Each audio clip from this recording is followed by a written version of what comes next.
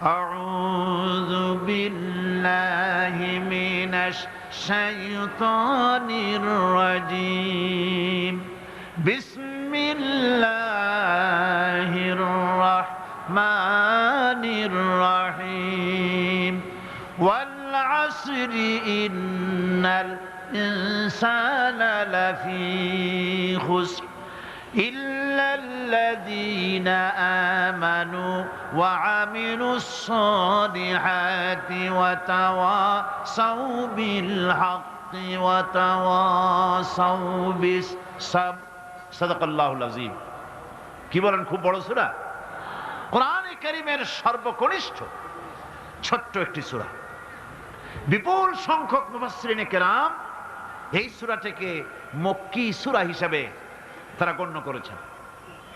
সূরাটির বৈশিষ্ট্য হচ্ছে কয়েকটি শব্দের মধ্যে আল্লাহ পাক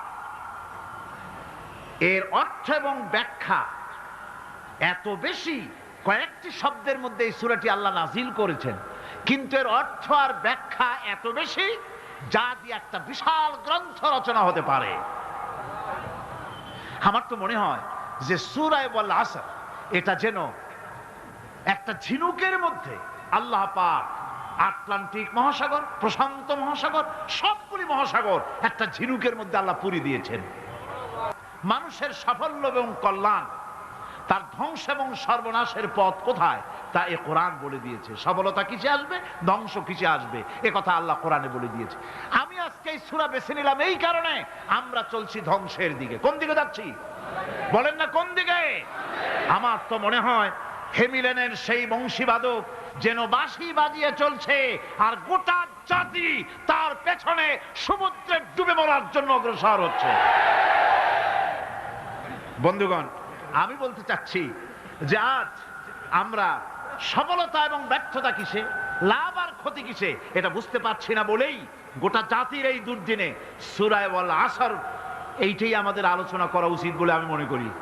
এর মধ্যেই আল্লাহ পাক আমাদের লাভ, আমাদের ক্ষতি, আমাদের সাফল্য, আমাদের ব্যর্থতা এর মানদণ্ড নির্ণয় করে দিতে পারেন কে? কথা বোঝেন নাই? তাহলে বলেন না কে দিতে পারেন? সেই আল্লাহ রাব্বুল আলামিন, তিনি কোরআনকে দিয়েছেন, এই সূরা তিনি নাজিল করেছেন। ইমাম শাফি রাহমাতুল্লাহ আলাইহি বলেছেন, লোকেরা যদি এই ছোট্ট সূরাটি উপরে চিন্তা ভাবনা করে তাহলে একটা মানুষের জন্য এই সূরাটাই তার হেদায়েতের জন্য যথেষ্ট হয়ে যেতে পারে, আর কিচ্ছু লাগে না। এই ছোট্ট সূরাটি একটা মানুষের সম্পূর্ণ হেদায়েত হওয়ার জন্য যথেষ্ট। আল্লাহ রাব্বুল আলামিন শুরু করছেন এভাবে, ওয়াল আসরি ইন্নাল ইনসানা লাফি খুসর। ওয়াল আসরি, আসরের আগে একটা অ আছে। আরবি গ্রামার অনুযায়ী এই অটা হচ্ছে ওয়াও কাসমিয়া, এটা হচ্ছে শপথ। আল্লাহ কসম করছে। আপনারা খুব চিন্তা ভাবনা করেন, মাথা ঠান্ডা করে, কান এবং দিল, মন, মগজ সব এদিকে আপনারা গভীর মনোনিবেশ সহকারে যদি শোনেন তাহলে বুঝতে পারবেন আল্লাহ পাক শপথ করতেছেন, কসম করতেছেন। এটা কি সোজা ব্যাপার না বিরাট ব্যাপার? আমরাও তো কসম করি। কখন করি? কথাটাকে নিশ্চিত করার জন্য, দৃঢ়ভাবে বিশ্বাস করার জন্য বলি, আল্লাহর দোহাই, আল্লাহর কসম, এই বলে আমরা আমাদের কথাকে উপস্থাপন করি, অধিকতর বিশ্বাস করার জন্য। আল্লাহ পাক কসম করতেছেন, তবে আল্লাহর কসম আর আমাদের কসম এক না। আমরা কসম করি সবচাইতে যিনি বড়, মহানত্ব, বিরাটত্ব, শ্রেষ্ঠত্বের উপরে ভিত্তি করে আমরা কসম করি, যেহেতু আল্লাহর চাইতে মহান, বড়, শ্রেষ্ঠ আর কেউ নাই।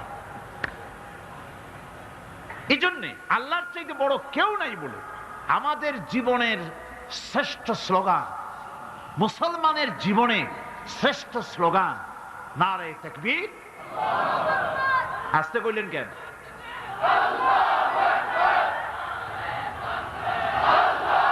আল্লাহ হচ্ছেন বড়, তার থেকে বড় কেউ না। আমি চিন্তা করি মাঝে মধ্যে, কিছু মনে নেবেন না, আমি মাঝে মধ্যে চিন্তা করি যে সমস্ত রাজনৈতিক দলের লোকেরা মুসলমান, রাজনৈতিক মতপার্থক্য থাকতেই পারে, যে কোনো দল করতেই পারে, কিন্তু এমন রাজনৈতিক দল আমি কেন করব মুসলমান হয়ে যেই রাজনৈতিক দলের মিছিলে আর মিটিং এ আল্লাহু আকবার স্লোগান দেওয়া যাবে না? কারণ হচ্ছে আমি যখন দুনিয়া এসেছিলাম, আপনি যখন দুনিয়া এসেছিলেন, আপনার আমার কানে কি শোনানো হয়েছে কন্ত? আজান শোনানো হয়েছে। দুনিয়ায় এসে আমি প্রথম কি শুনেছি? আল্লাহু আকবার, এটাই শুনেছি। আজানের প্রথম শব্দ কি? নামাজের প্রথম শব্দ কি? ইকামতের প্রথম শব্দ কি? জানাজা, জীবনের শেষ নামাজ, এটার প্রথম শব্দ কি? এটা শেষ শব্দ কি? তাহলে এর সিগনিফিকেন্সটা কি? এর অর্থটা হচ্ছে আমার জন্ম থেকে মৃত্যু পর্যন্ত জীবনের সকল ক্ষেত্রে আমাকে বলতে হবে, স্বীকার করতে হবে, মানতে হবে, নিতান্ত গোলামের মতো মানতে হবে আল্লাহু আকবার। আল্লাহর চাইতে শ্রেষ্ঠ কেউ। আমরা কসম করি যেহেতু আল্লাহ বড়, তার বিরাটত্বের উপরে নির্ভর করে আমরা কসম করি, কিন্তু আল্লাহর চাইতে বড় তো কেউ নাই। উনি কসম যখন করবেন, উনি করবেন কিসের কসম? আমাদের কসম আর আল্লাহর কসম এক নয়। রব্বুল আলামিন যখন কসম করেন, তিনি তার কাছে বড়, তার চাইতে বড় কেউ নাই, শ্রেষ্ঠ কেউ নাই, মহান কেউ নাই। সেজন্য তিনি যে কসম করেন, যে কথা বলতে চান, ওই কথার সাথে, ওই বিষয়ের সাথে যার সম্পর্ক, যার সাযুজ্য আছে, সম্পৃক্ততা আছে, সিমিলারিটি আছে, তার কসম আল্লাহ পাক করেন।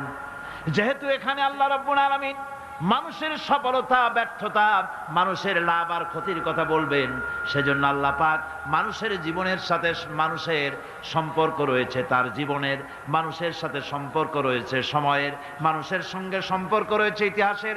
তাই রব্বুল আলামিন বলেন, ওয়াল আসরি ইন্নাল ইনসানা লাফি খুসর। আমি কসম করি সময়ের, আমি কসম করি ইতিহাসের, আমি কসম করি জীবনের, আমি কসম করি সময়ের। যেহেতু এই জীবন আছে বলে আমরা আছি, জীবন না থাকলে আমরা বাঁচি না। ইতিহাসের কসম আল্লাহ করেন, কারণ হলো ইতিহাস মহাকালের সাক্ষী। এই মহাকালের দুষ্কৃতিকারা, তাদের দুষ্কৃতি যারা, তাদের দুষ্কৃত কর্ম, যা তারা যে খারাপ কাজ করেছে, সেই খারাপ কাজের ইতিহাস ধারণ করেছে। যারা সুকৃতি করেছে, তাদের সুকর্মগুলি ইতিহাস ধারণ করেছে। ইতিহাস হচ্ছে নীরব সাক্ষী। আল্লাহ বলেন, আমি ওই ইতিহাসের সাক্ষী, আমি জীবনের সাক্ষী, আমি সময়ের সাক্ষী। যেহেতু সময় কারো জন্য বসে থাকে না। সময়ের ব্যাপারে হযরত ইবনে কাইয়্যিম রাহমাতুল্লাহ আলাইহি তিনি বলেছেন, মা মাদা ফিদ দুনিয়া আহলামুন ওয়া মা বাকিয়া মিনহা আমানি। মা মাদা ফিদ দুনিয়া আহলামুন, আমি আমার জীবনের যে অংশ ফেলে এসেছি এটা আমার স্বপ্ন। ওয়া মা বাকিয়া মিনহা আমানি, আর যেটা আমার সামনে জীবন বাকি আছে ওটা হচ্ছে আমার আকাঙ্ক্ষা। ওয়াল ওয়াক্তু বাইনাহুমা দায়ুন, আর এর মাঝখান থেকে সময় চলে যাচ্ছে। সময় আমার জন্য বসে নেই, সময় চলে যাচ্ছে। এই পৃথিবীতে আসার পর আমাদের হায়াত তো বাড়ছে না, বরং হায়াত প্রতি মুহূর্তে কি হচ্ছে? লোকেরা বলে হায়াত বাড়ে, হায়াত তো বাড়ে না। হায়াত কি হয়? জন্মের পরের থেকে আমার জন্য রিজার্ভ আছে যতটুকুন, 50 বছর বাঁচবো, 60 বছর বাঁচবো, যতটুকুন হায়াত আমার জন্য নির্ধারিত করা আছে, নির্ধারণ করা আছে, প্রতিদিন একদিন করে কমে যেতেছে। এজন্য আমি বলি, আমার বাড়িতে যে ঘড়িটা আছে, এই ঘড়িটা বেলা 1টার সময় ঢং করে একটা আওয়াজ দেয়, শ্রোতাকে শুনিয়ে দেয়, বাড়িওয়ালা তোমার জীবনের মূল্যবান হায়াত থেকে 1 ঘন্টা কমায়া দিলাম। 2টার সময় 2টা ঘন্টা লাগায় শোনায় দিল, বান্দারে তোমার জীবনের মূল্যবান সময় থেকে 2টি ঘন্টা কমে গেল। এমনি করে দিন গেল, মাস গেল, বছর গেল, আমাদের হুঁশ হলো না। সময় চলে গেল তাস খেলে খেলে, সময় চলে গেল আমাদের খেলাধুলা করে, শয়তানি বদমাশি করে। সময় কতটুকুন পেলাম? কিয়ামতের দিন, বিচারের দিনটা যেটা হবে, আল্লাহ রাব্বুল আলামিন বলেন বিচারের দিনটাই লম্বা হবে 50 আলফা সানা মিম্মা তাউদ্দুন। বিচারের দিনটা লম্বা হবে কত বছর? 50,000 বছর। কত বছর? দুনিয়ায় যেভাবে তুমি হিসাব করো, দুনিয়ার গণনা অনুযায়ী হাসরের বিচারের দিনটা হবে 50,000 বছরের মতো লম্বা। এক কিতাবে দেখেছি, তিনি লিখেছেন হিসাব করে কিয়ামতের ওই দিনটার হিসাবে 50,000 বছর একটা দিন লম্বা। ওই হিসাবে পৃথিবীতে যারা 60 বছর বাঁচলো, সেজন্য আখেরাতে 2 মিনিট দুনিয়ায় বাঁচলো। চিন্তা করেছে? মাত্র 2 মিনিট। 60 বছর যারা হায়াত পেল, 2 মিনিট বাঁচলো। এই 2 মিনিটের জন্য কত হাঙ্গামা, কত মারধর, কত সন্ত্রাস, ক্ষমতার জন্য লড়াই, ঠ্যান করেঙ্গে ত্যান করেঙ্গে, লাঠি কে আমদার মুগুর ভরেঙ্গে, শক্তির ঠেলায় অস্থির। আমার বন্ধুগণ, সময় চলে যাচ্ছে, স্রোতের মতো করে কারোর জন্য সময় অপেক্ষা করতেছে না। আমাদের মৃত্যু প্রতি মুহূর্তে কাছে চলে আসতেছে। এই জন্য শায়ের বলেছেন, আগাহ আপনি মৌত সে কোই বশর নেহি, আগাহ আপনি মৌত সে কোই বশর নেহি, সামা সো বরস কে হ্যাঁ পল কি খবর নেহি। মৃত্যু সম্পর্কে আমাদের কারো জানা নাই, যে কোনো মুহূর্তে মৃত্যু আমাদের কাছে এসে যেতে পারে। মৃত্যু সম্পর্কে কিছুই জানা নাই, অথচ প্রতি মুহূর্তে আমরা মৃত্যুর দিকে এগিয়ে চলছি। মাল সামান 100 বছর কি ধরে খাবো তাও জমা করে রেখেছি, কিন্তু এক মুহূর্তের খবর নাই। মাহফিলে এসেছি, বাড়ি যেতে পারবো নিশ্চয়তা নাই। আছে? বলেন আছে? আপনি বাড়ি যাও ভালো, বসেছেন, দাঁড়াতে পারবেন, এই নিশ্চয়তা আছে? নাই। সুতরাং সূরাটি যে সময়ের উপরে কসম করে মূলত সময়ের অপরিসীম গুরুত্ব সম্পর্কে আল্লাহ পাক মানুষকে বুঝাই দিতেছেন। সময়ের দাম দাও।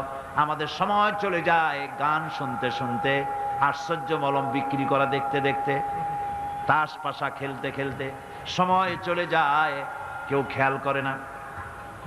সময় বলতে অতীত কালও হতে পারে, আবার বর্তমানও হতে পারে। আর বর্তমান কাল কোনো কালই না। বর্তমান কাল কোনো কাল নয়। প্রতি মুহূর্তে ভবিষ্যৎ এসে বর্তমান হয়, আর প্রতি মুহূর্তে বর্তমান কি হয়? অতীত হয়ে যায়। বর্তমান কাল বলে কোনো কাল নাই, প্রতি মুহূর্তে অতীত হয়ে যাচ্ছে। এই যে আমি মাহফিলে বসছিলাম প্রথম এসে, ওইটা কি এখনো বর্তমান আছে? এই যে বর্তমান কথা বলছি, এটা অতীত হয়ে যাচ্ছে। সুতরাং বর্তমান কাল নাই।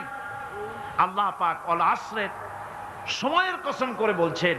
যদি আমরা চিন্তা ভাবনা করি, তাহলে আমরা লক্ষ্য করব আমাদের আসল মূলধন সময়। আসল মূলধন কি?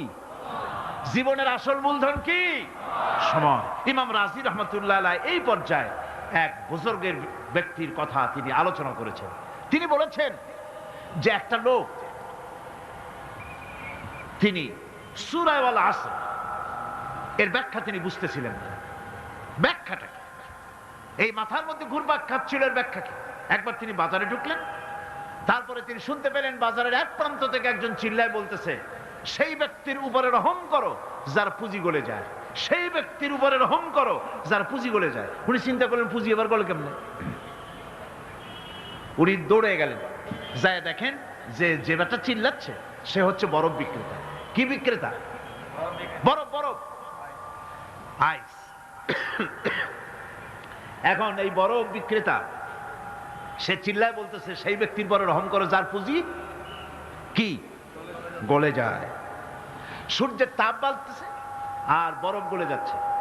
সে বুঝাতে চাচ্ছে যে আমার এই বরফটা জমাট থাকা অবস্থায় তোমরা কেউ কেনো, যেহেতু আমার পুঁজি তো এর মধ্যে আমি ইনভেস্ট করেছি। এটা যদি পানি হয়ে যায় তো পানি তো কেউ কিনবে না, এটা তো যেখানে সেখানে পাওয়া যায়। বরফ পাওয়া যায় না বলেই তো আমি বরফ কিনে আনছি। তোমরা আমার প্রতি দয়া করো, তাড়াতাড়ি করে বরফটা কিনে নিয়ে যাও। ইমাম রাজি রহমতুল্লাহ আলাইহি বলেন, বুজুর্গ ব্যক্তি চিৎকার মেরে বললেন, আল্লাহু আকবার, আমি কিন্তু এই বরফ বিক্রেতার ঘোষণার মধ্য দিয়ে সূরা আল আসরের তাফসীর আমি বুঝে ফেলেছি। তার মানে হলো বরফ বিক্রেতা যেভাবে বলতেছে সেই ব্যক্তির উপরে রহম করো যার পুঁজি গলে যায়, আমারও তো একটা পুঁজি আছে, ওই পুঁজির নাম হায়াত। প্রতি মুহূর্তে আমার পুঁজি তো গলে যেতেছে, আমার পুঁজি তো গলে যায়, প্রতি মুহূর্তে কমে যেতেছে। আহারে, এই পুঁজি যে গলে গেল ধরে রাখতে পারলাম না, এই জন্য কিছুই তো করতে পারি নাই। সূরা আল আসরের ভিতরে মানুষের আয়ুষ্কাল দেওয়া হয়েছে, বরফ গলে যাওয়ার মতো দ্রুত সে আয়ু কমে যাচ্ছে। একে যদি নষ্ট করে ফেলা হয়, ভুল কাজে ব্যয় করা হয়, সেটাই হচ্ছে মানুষের মূল ক্ষতি। মানুষের মূল ক্ষতি।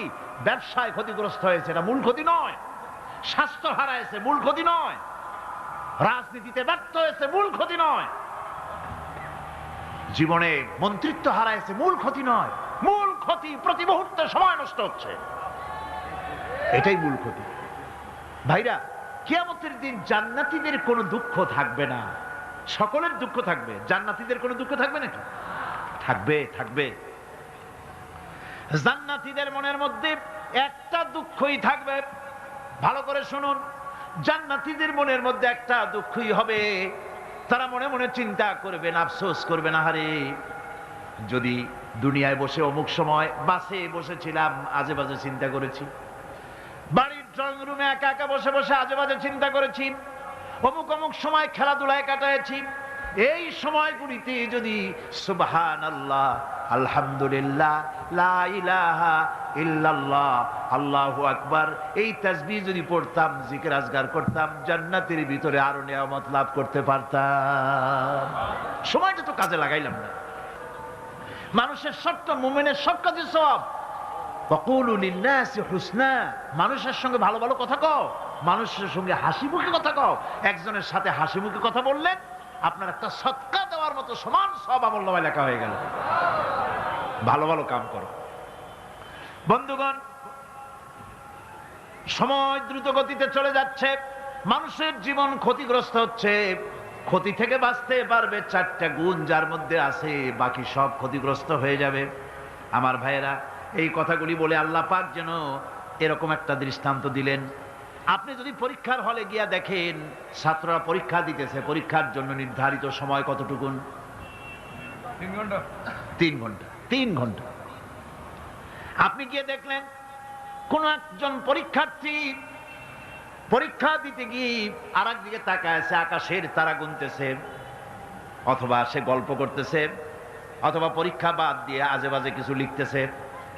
আপনি যেমন তাকে, ওই ছেলেটাকে আনবো না, গাফেল ছেলেটাকে ঘড়ির দিকে তাকায় বলেন, এই ছেলে ওই ঘড়ির দিকে তাকাও, দেখো তোমার সময় কিন্তু চলে যেতেছে, মাত্র 1 ঘন্টা, আর তুমি সময় নষ্ট করতেছো।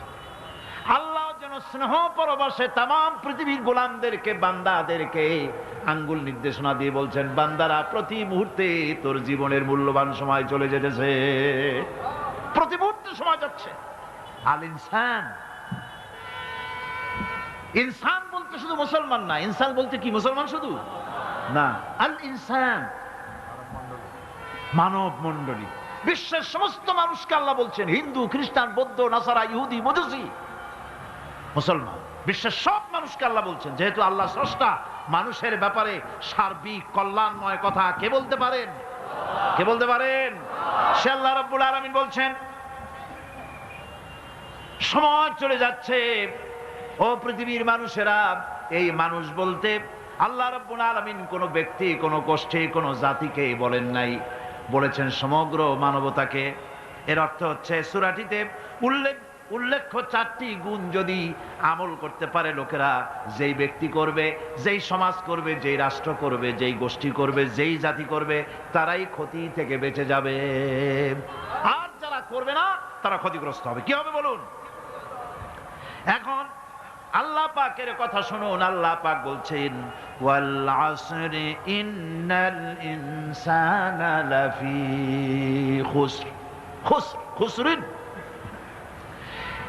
এই যে খুসর, খাসারা, এই শব্দটা হচ্ছে আবিধানিক অর্থে ক্ষতি, হচ্ছে লাভের বিপরীত। লাভের বিপরীত কি? ক্ষতি। নাফা, এই নাফার বিপরীত কি? নোকসান। খাসারাটা কি? নোকসান বলা হয় পুঁজি 50,000 খাটাইছিলাম, লাভ করতে পারি নাই, পুঁজি ঠিক আছে, এটাকে বলা হয় নোকসান। এটাকে কি বলা হয়? নোকসান।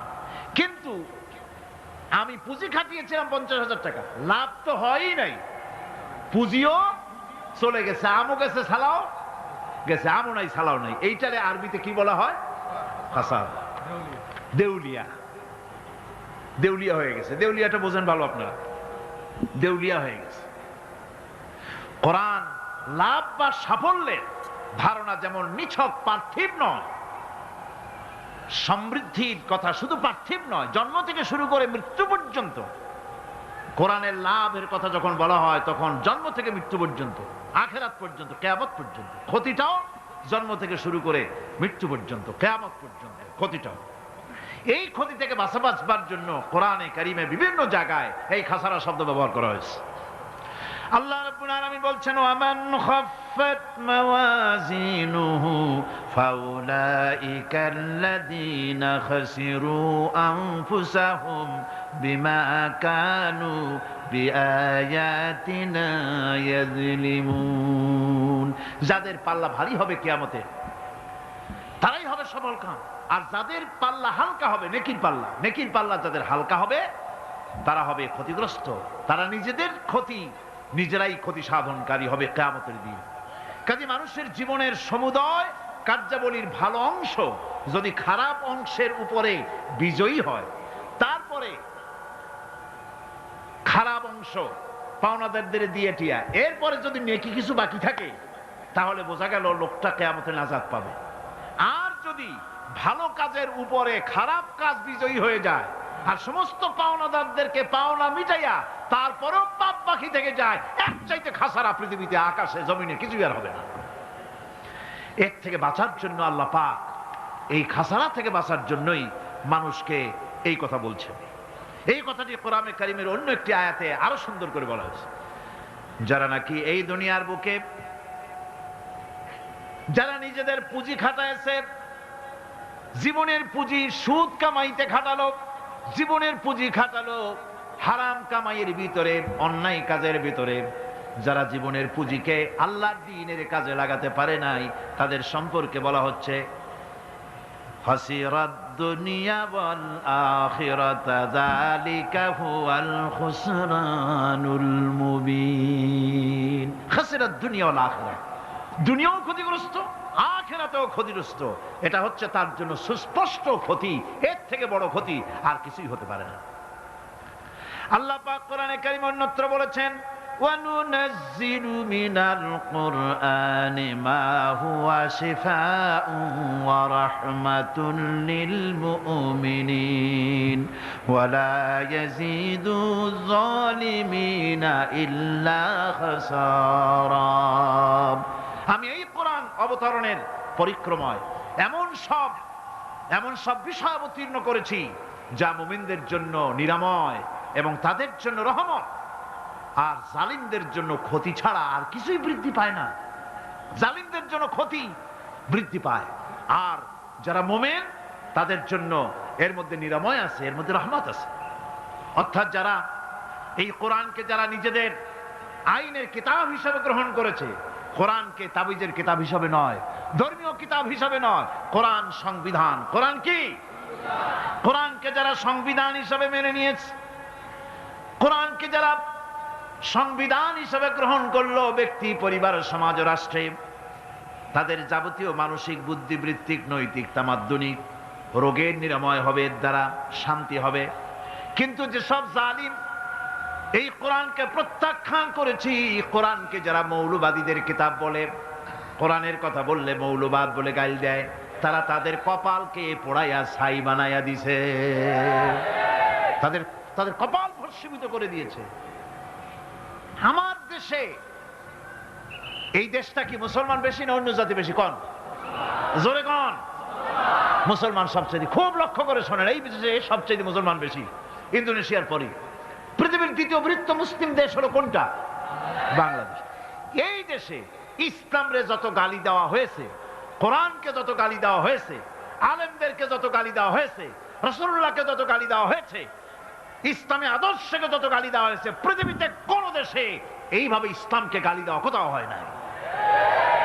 এমনকি আমেরিকার মতো দেশে, ইংল্যান্ডের মতো দেশেও কোরআনের বিরুদ্ধে এত কথা কেউ বলতে সাহস পাবে না, ইসলামের বিরুদ্ধে কথা বলতে সাহস পাবে না, যেহেতু মুসলমানেরা সেখানে পাল্টা আক্রমণ করবে। আজ আমার দেশে মুসলমানের ঘরের সন্তান হইয়া ইসলামের বিরুদ্ধে তারা বক্তব্য রাখে। মৌলবাদ জিকির উঠে গেছে। আমেরিকার প্রেসিডেন্টরা যখন শপথ নেন, প্রেসিডেন্ট হিসাবে ওথ নেন, বাইবেলের উপরে হাত রাখেন আর বলেন, এই মহাগ্রন্থকে স্পর্শ করে শপথ নিচ্ছি, আমি আমার চিন্তা চেতনা, আমার মেধা, আমার প্রজ্ঞা সবটা আমার জাতি, আমার দেশকে উন্নয়নের জন্য, এর সমৃদ্ধির জন্য, এর সংরক্ষণের জন্য আমি আমার জীবনকে উৎসর্গ করব। বাইবেলের উপরে স্পর্শ করে এই শপথ তারা নেন। আমার দেশের প্রেসিডেন্ট, প্রধানমন্ত্রী শপথ নেওয়ার সময় কোরআন শরীফের উপরে হাত রাখে যদি, তাহলে বলা হবে বেচারা মৌলবাদী হয়ে গেছে। এটা করা যাবে না। আর যদি কেউ করে সামান্য কিছু, কোরআন না, যদি তসবিহ নিয়েও আসে, তাহলে বুঝতে হবে জাতির সাথে একটা প্রতারণা ছাড়া আর কিছুই না। কাজেই ধর্মের প্রতি আকর্ষণ একটা ভিন্ন জিনিস, সেই জিনিসকে ছেড়ে যারা দেয় তারাই ক্ষতিগ্রস্ত হয়, আর যারা ধরে রাখে তারা দুনিয়ায় ক্ষতিগ্রস্ত হয় না।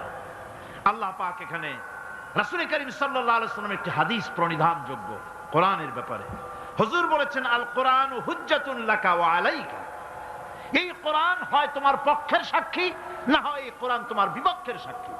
কিয়ামতে এই কোরআন হয় তোমার পক্ষে কাজ করবে, নতুবা এই কোরআন তোমার বিপক্ষে কাজ করবে। দুই অবস্থা থেকে খালি হবে না। হয় কোরআন তোমার পক্ষে সাক্ষী দেবে, না হয় আমরা কি চাই? কিয়ামতে কি চাই? বলেন কি চাই? কোরআনের পক্ষে যদি আমরা সাক্ষী চাই, তাহলে এই কোরআনের পক্ষে আমাদেরকে কাজ করতে হবে। এছাড়া আমাদের নাজাতের কোনো পথ নাই। আমাদের মুক্তির পথ হচ্ছে কোরআন কেন্দ্রিক, রাসূলুল্লাহর হাদিস কেন্দ্রিক। এর বাইরে আমাদের সমস্ত পুঁজি নষ্ট হয়ে যাবে। আমাদেরকে পৃথিবীতে টিকে থাকতে হলে কোরআনের উপরে ভিত্তি করে আমাদেরকে বাঁচতে হবে, টিকতে হবে।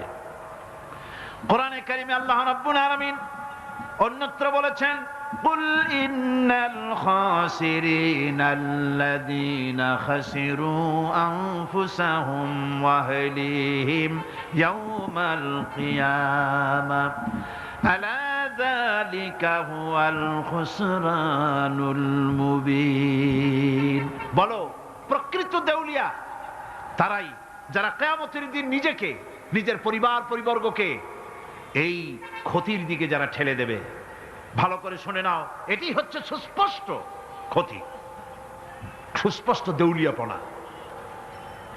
এই ক্ষতি থেকে বাঁচার জন্য আল্লাহ রাব্বুল আলামিন কোরআনে কারীমের মধ্যে বলেছেন, ওয়াল আসরি ইন্নাল ইনসানা লাফি খুস। পড়েন সবাই, ওয়াল আসরি ইন্নাল ইনসানা লাফি খুস।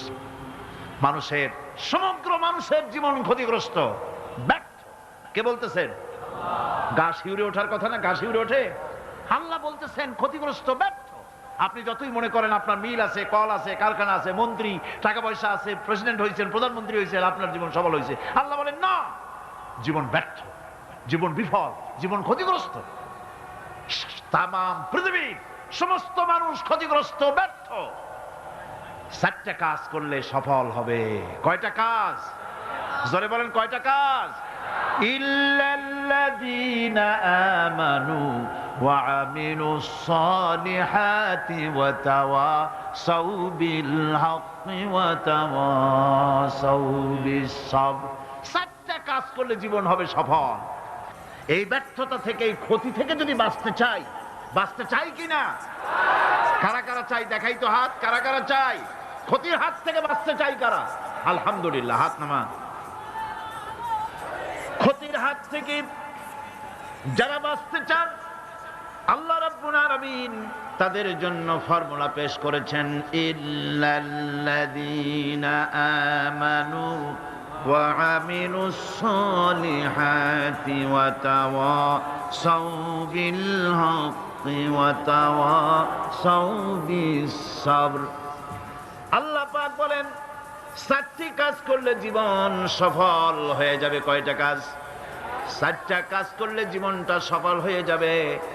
1 নম্বরে ঈমান। 1 নম্বরে কি? ঈমান। এটাই হচ্ছে ফাউন্ডেশন। ক্ষতি থেকে বাঁচার জন্য প্রথম যে গুণটি, সেটির নাম হচ্ছে ঈমান। ইসলামে ঈমানের স্থান সর্বপ্রথম, তারপরই হচ্ছে ইসলাম। ঈমান আগে, তারপরে কি? ইসলাম।